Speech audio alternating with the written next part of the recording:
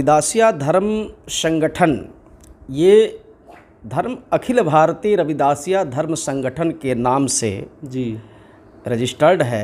विस्तार भारत देश के अलावा अन्य विश्व के 51 देशों में है। इस देश में लगभग गुरु रविदास जी के अनुयायी वर्ग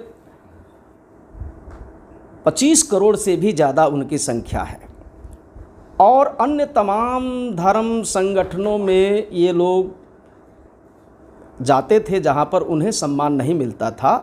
अभी भी आप देखते हैं कि किसी भी मठ मंदिर में इस समाज के लोग जाते हैं तो उनके साथ में भेदभाव किया जाता है।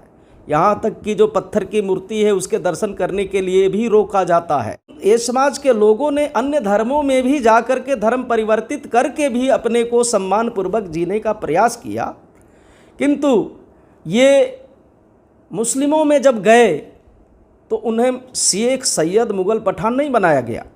वहाँ सुन्नी, जुलाहे और जो मतलब उसमें भी जो निम्न कोटि में ही इनको रखा गया, उनको सम्मान जो है उनमें भी नहीं मिला। सिखों में ये लोग गए, वहाँ भी उनको रमदसिया सिख बनाया गया, ओरिजिनल सिख नहीं बनाया गया। इस तरह से ये जहाँ कहीं भी गए इनके साथ में धर्म के नाम पर जो है भेदभाव, छुआछूत, ऊंच नीच का भेदभाव रखा ही गया। अस्पृश्यता के साथ इनके साथ में अस्पृश्यता का व्यवहार किया गया। सिख धर्म को बाबा साहब ने इसलिए नहीं अपनाया क्योंकि बाबा साहब बहुत विद्वान व्यक्ति थे। जी उन्हें सिंबल ऑफ नॉलेज की उपाधि से विभूषित की गई है। तो उन्होंने सभी धर्मों का अध्ययन किया। अध्ययन करने के बाद कहीं न कहीं किसी न किसी रूप में हिंदू धर्म तो उनके लिए एकदम बिल्कुल विपरीत था। हिंदू धर्म की तो वो बात ही नहीं करते थे जी। किंतु जो सिख धर्म था, सिख धर्म का भी उन्होंने जब अध्ययन किया तो उन्होंने देखा कि हिंदू धर्म से यह धर्म प्रभावित है। नमस्कार, मैं सुनील, आप देख रहे हैं BR दस्तक। मैं कैमूर में हूं और मेरे साथ डॉक्टर सुंदर दास शास्त्री जी हैं जो कबीर मठ तुर्की के महंत हैं। बात करेंगे सर से इस मुद्दे पर बात करेंगे कि रविदासिया धर्म क्या है। रविदासिया धर्म संगठन, ये धर्म अखिल भारतीय रविदासिया धर्म संगठन के नाम से जी रजिस्टर्ड है भारत सरकार के द्वारा। जी और ये संगठन बहुत व्यापक धर्म संगठन है जी।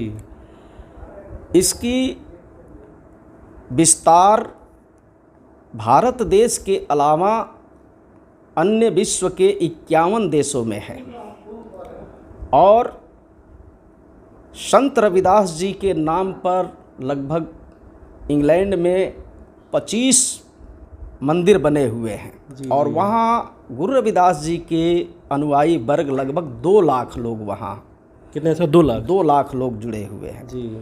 Australia, America, Fiji, Suriname, West Indies, Tobago, Holland एवं दुनिया का जो सबसे खूबसूरत जो शहर है ऑस्ट्रिया की राजधानी में भी गुरु रविदास जी के तमाम मंदिर बने हुए हैं और वहाँ भी उनके अनुयायी वर्ग वहाँ हैं जो इस धर्म संगठन से जुड़े हुए लोग हैं। जी।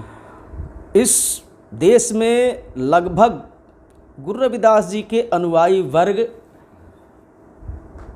25 करोड़ से भी ज़्यादा उनकी संख्या है और अन्य तमाम धर्म संगठनों में ये लोग जाते थे जहाँ पर उन्हें सम्मान नहीं मिलता था। जी। उनके साथ में भेदभाव, छुआछूत, तरह तरह के जो भावनाओं से जो है जी सर, वो तिरस्कृत होते रहते थे। उनके साथ में अस्पृश्यता का जो है बात की जाती थी जी। इसके वजह से डेरा सचखंड बल्ला जी इस धर्म संगठन के विस्तार के लिए संत रामानंद जी महाराज जो प्रचार प्रसार करते हुए ऑस्ट्रिया पहुँचे थे, वियना में जो है वे इस धर्म संगठन की चर्चा कर रहे थे, तभी वहाँ के कुछ अराजक तत्वों ने उन्हें गोली मार दिया था और वो शहीद हो गए। कहाँ से? ऑस्ट्रिया की राजधानी वियना में जी। उनके शहीद होने के वजह से जी ये महसूस हुआ कि हमें रविदासिया समाज के लोगों के लिए अपना एक धर्म की आवश्यकता है। इसलिए उनकी याद में ही जी गद्दी नसीन संत निरंजन दास जी महाराज ने रविदासिया धर्म संगठन की घोषणा की और उसे भारत सरकार में इसको रजिस्टर्ड कराया धर्म के तौर पर। और यह धर्म आज जो बिहार कैमूर में बैठे हैं, यहाँ अभी मसोई धाम में बहुत बड़ा जो अभी कार्यक्रम हुआ है, जी जी जी जो अखिल भारतीय रविदासिया धर्म संगठन बिहार के प्रदेश अध्यक्ष जनार्दन रविदास जी हैं। इन्होंने इतना बड़ा काम किया है कि कम से कम बिहार के जो जितने जो है अनुयायी वर्ग है गुरु रविदास जी को, सबको उन्होंने इकट्ठा किया है। लाखों की संख्या में इस धर्म से लोग जुड़े हुए हैं। इसी तरह से पूरे भारत देश में इस धर्म संगठन से तमाम लोग जुड़े हुए हैं। जो अभी भी आप देखते हैं कि किसी भी मठ मंदिर में इस समाज के लोग जाते हैं तो उनके साथ में भेदभाव किया जाता है।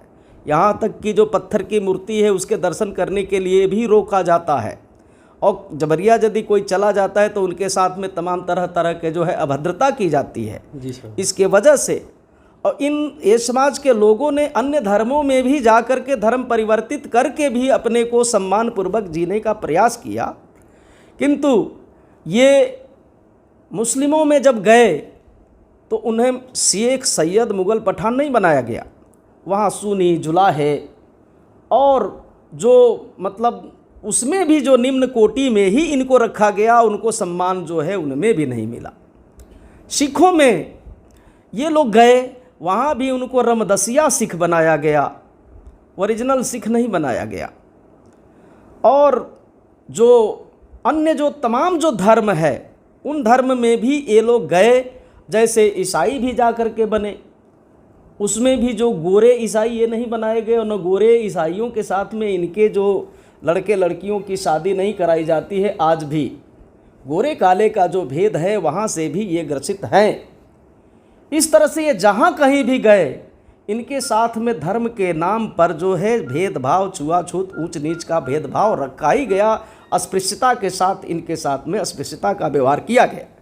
इसके वजह से डेरा सच्चिदानंद खंडवल्ला ने जो है जो रविदासिया धर्म संगठन के नाम पर जो संगठित करने का जो कार्य किया, जहाँ पर हर व्यक्ति को एक समान माना जाता है, यहाँ कोई छुआछूत भेदभाव नहीं है, हर व्यक्ति को समान तौर से, जैसे गुरु रविदास जी का जो है बेगमपुरा की जो बात उन्होंने कही कि बेगमपुरा एक शहर बसाने की जो बात कही, जहाँ पर किसी भी प्रकार का भेदभाव न हो, ऊंच नीच का भेदभाव न हो, जहाँ अमीरी गरीबी और किसी भी प्रकार का भेदभाव न हो, समतामूलक समाज की स्थापना की जो उन्होंने जो एक बातें कही थी, एक उनकी सोच थी।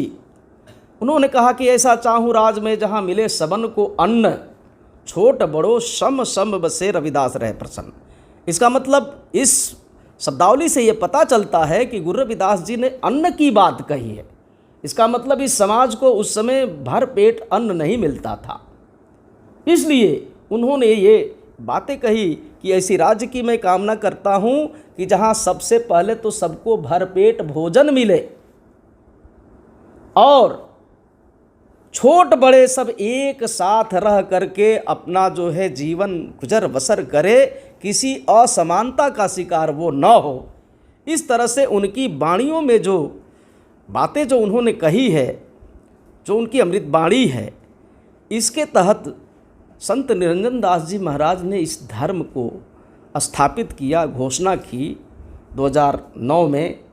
और तब से यह बिहार में तो बहुत ज़्यादा इस पर कार्य आप लोगों ने जो है जनार्दन रविदास जी के साथ में, ये क्या नाम है, सरोज जी हैं और तमाम इनके साथ में संगठन के लोग हैं, इन्होंने बहुत बड़ा काम किया है। और मैं भी जहाँ जहाँ आप लोग बुलाते हैं मैं वहाँ आ करके और इस पर मैं भी चर्चा परिचर्चा मैं करता हूँ। मैं संत कबीर एवं गुरु रविदास जी के शिक्षाओं का तुलनात्मक अध्ययन विषय पर मैंने पीएचडी भी की है और बहुत उनके साहित्यों का मैंने गहन अध्ययन किया है। तो मुझे भी ऐसा लगता है कि इसकी आवश्यकता है।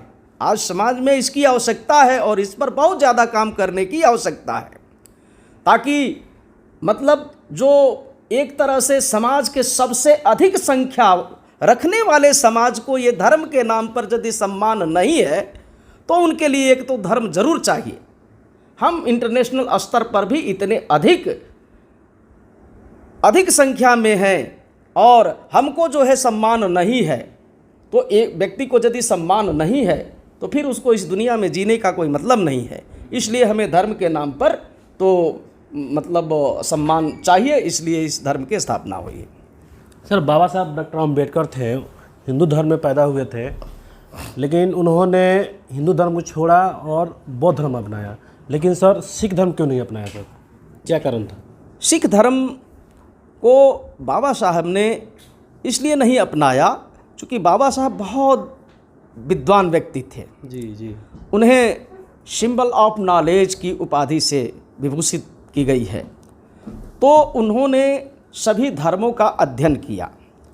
अध्ययन करने के बाद कहीं न कहीं किसी न किसी रूप में हिंदू धर्म तो उनके लिए एकदम बिल्कुल विपरीत था, हिंदू धर्म की तो बात ही नहीं करते थे जी। किंतु जो सिख धर्म था, सिख धर्म का भी उन्होंने जब अध्ययन किया तो उन्होंने देखा कि हिंदू धर्म से यह धर्म प्रभावित है और उसमें भी कहीं न कहीं प्रभावित है, उसका प्रभाव है उस पर। जी। और प्रभावित होने की वजह से उसमें भी ऊंच नीच का जो है, छुआछूत का और तरह तरह के भेदभाव है कहीं न कहीं, किसी न किसी रूप में।